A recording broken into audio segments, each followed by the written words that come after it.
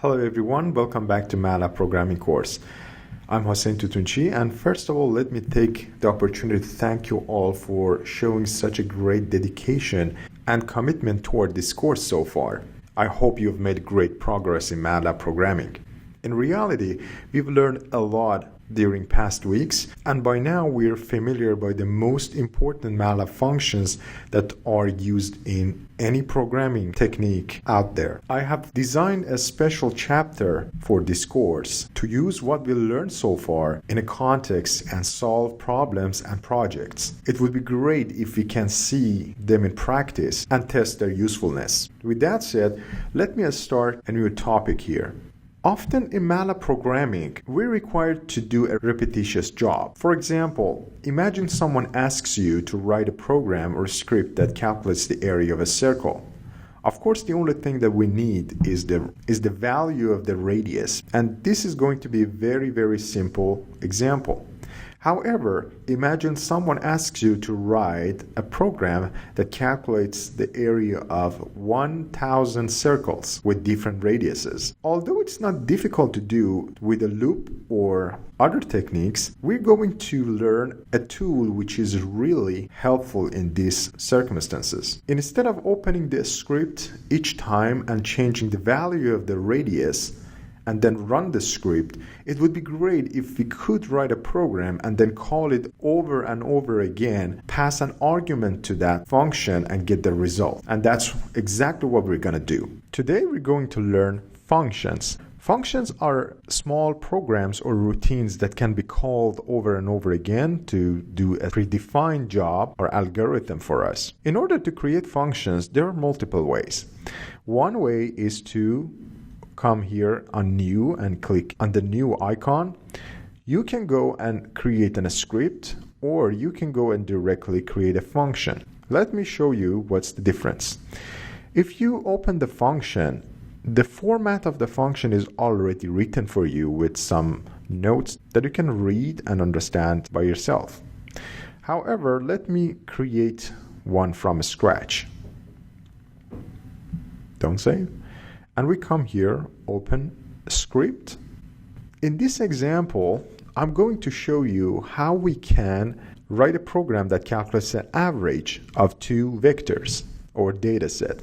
Imagine we have an x vector equals 12, 5, 34, 87, 35, 90, 124. This is our data set or information. There are 7 elements inside that. Next, I'm going to introduce another vector called capital N.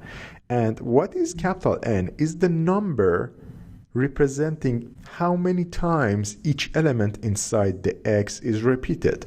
For example, 12 is repeated 2 times, 5 is repeated 4 times, 34 repeated 56 times, 87 12 times, 35 6 times, 90 9 times, and 124 also 14 times.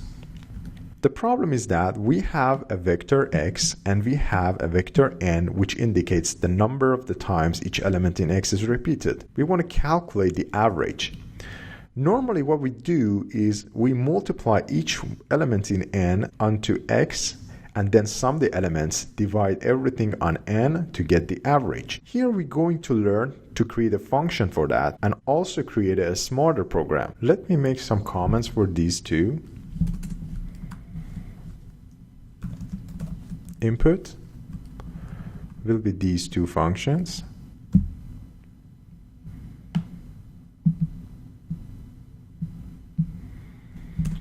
And now we're going to create a function. The first thing you need to do is type function space.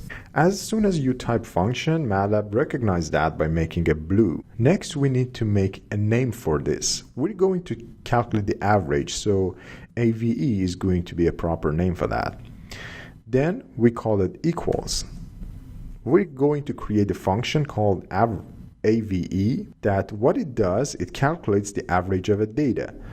So next I call it my average. This is the name and it's arbitrary. You can put anything for that.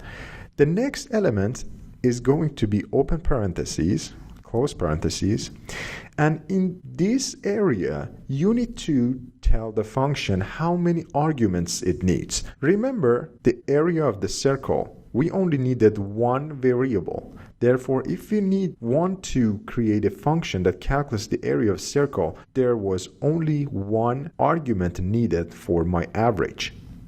However, here we need two, because in order to calculate the average, you need the summation of a data set and then the number of the data set, so you can divide them together. So the first one is going to be x, comma, next one capital N. These are exactly the ones that we have calculated here. Therefore, the function receives a data set and the number of the data set, and then hit enter. In this part, we're going to create the function body and actually the program that solves the problem for us. The first thing we need to know is how many elements are in our data point. So let's create that. We learned in vector and matrices that in order to find the size, we can use size of, let's call size of x as a variable, and we pass x to that. So size of x will calculate the size of the vector, put the value inside the size x variable. You will also notice that a handle is created connecting the function to the rest of the program. We need to repeat the same thing for the second input as capital N. So size of capital N also equals size of n. In these two lines, we will gain the number of the elements inside x and the number of elements inside n. One thing that you should notice is that vectors, when you pass size function to them, returns two elements. Let me show you. If I bring it here, this x, and pass size x, what it returns is not a single number, but two. And also you will notice that we always have the first element as 1 because it is a vector and the number of the rows is going to be 1. However, what is important for us is the second element, 7. We actually learned that we can extract the second element like that, size x of 2. If I pass this one, I'm able to extract only the second element of the vector x, which is the one important for me. Let's get back to our script file. Here, I can calculate the size, the second element, and actually get the number. What happens then is that I'm able to calculate the average easily. However, before proceeding to that section, let's make our program smarter. What happens if the number of the elements inside these two vectors were not the same? How about we had 9 elements inside x and 4 elements inside n? Therefore, there's a problem in our statement and we need to correct that. We need to inform the user that there is a problem with your script. How we can do that? One thing is that when the number of the x elements inside x is not equal to the number of the elements inside n, we can write it by an if. So we can write if size x of 2 was bigger than size n of 2, or we call it pipe, or another scenario would be size of x2 is a smaller size n of 2, right? Because in these two scenarios, the number of the elements inside n is not equal to the number of elements inside x. Also, we could write it even easier. If size of x2 was not equal to size n of 2. We learned that this tilde sign before equal sign make it negative. Therefore, Instead of writing this line, we can write it even simpler. If size x2 was not equal to size n2, then what happens? Then D-span error.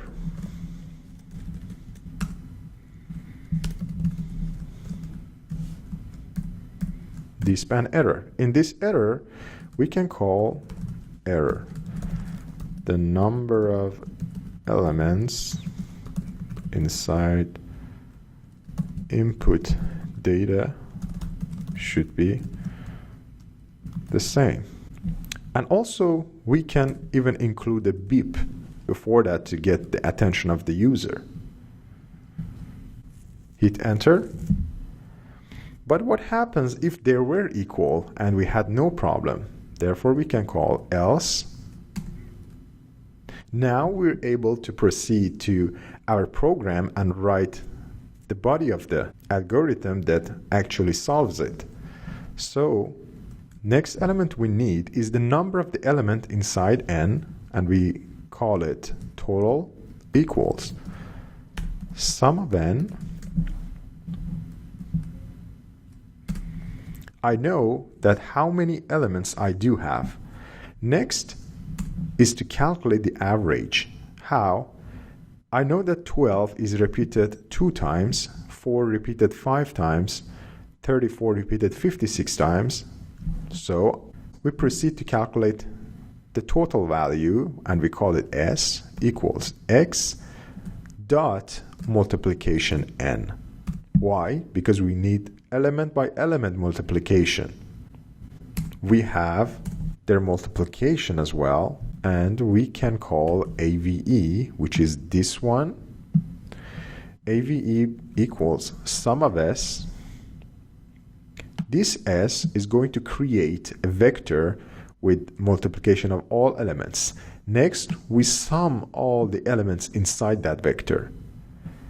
And finally, we divide it by total.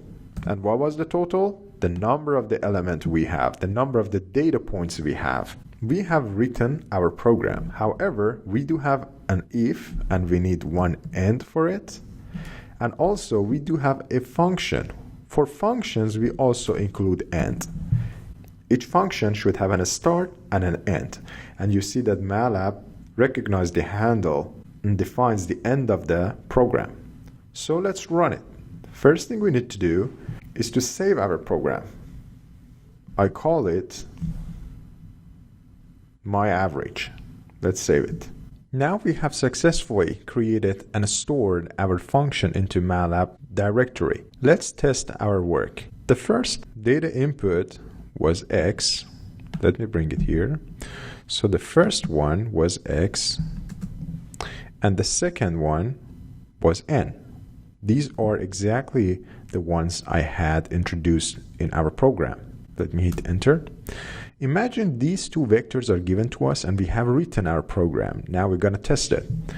Instead of writing the script over and over again or changing it, we can type my average, and as we introduce here, we told 2 arguments are required. What are those? The first one was small x, the second one capital N. If I hit enter, the value is created. Let's change our problem. For example, someone tells you this was 34. Can you calculate that? Of course. My average is going to be different. How about the number inside N was not equal the number inside X? That was one source of problem, and we had anticipated that. We included the if condition, this part, to take care of that problem as well. So let's test our result. Now our N and X have different sizes. If I pass my average X and N, you see that we heard a beep first, and then an error comes up. The number of the elements inside input data should be the same. As you see, we could create a very efficient function that can take care of many repetitious problems for us, repetitious scenarios for us. You can extend this functionality and technique to a lot of programming problems. Hope you enjoyed this video and don't forget to practice. Thank you very much. I see you in next one.